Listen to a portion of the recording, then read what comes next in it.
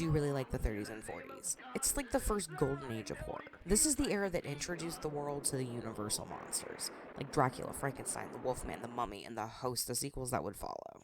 There's also Mystery of the Wax Museum, which is a sort of predecessor to the House of Wax, with a very Phantom of the Opera-esque reveal at the end. Dr. X, which is a pre-code film that features fun things like prostitution and murder victims who are cannibalized. Now, Mystery of the Wax Museum and Dr. X aren't in black and white, but they are two of the last films to use the distinctive two-strip color process, specifically Process 3, which gives it this distinct look that's really unique to the time. Dr. X is available for rent on Prime, and I've not found Mystery of the Wax Museum streaming, but the DVDs and Blu-rays are available to purchase on Amazon. RKO produced Cat People in 42, which is a really popular film about Irina, a young woman who believes she turns into a panther when aroused or jealous. It's a masterclass in suspense, and it introduced the world to the loot and bust trope. They also released the sequel a couple years later called Curse of the Cat People. There's the underappreciated Dark Eyes of London starring Bela Lugosi, and it was one of the first British films to receive the H rating. H for horrific. It was deemed horrific for the public, and no one under 16 was admitted. It was their equivalent to an NC-17 today. It's streaming on Tubi under its US title, Human Monster. I'm also a big fan of I Walked with a Zombie, which I think is one of the best pre-Romero zombie films, and since it's pre-Romero, it features voodoo.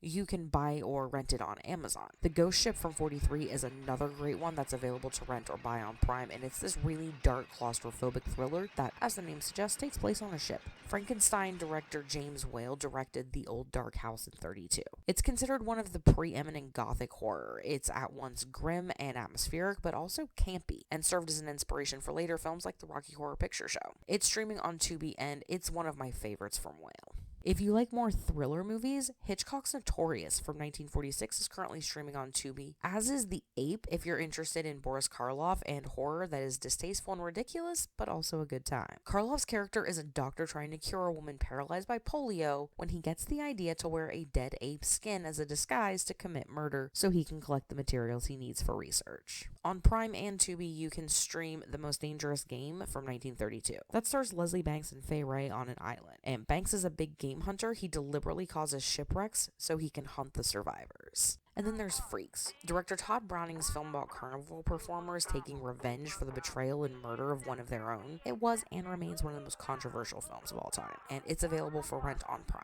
These are just some of my favorites. It really was a golden age of horror. Unfortunately, because of their age, they're sometimes harder, if not impossible, to find. But there's still a lot out there to enjoy.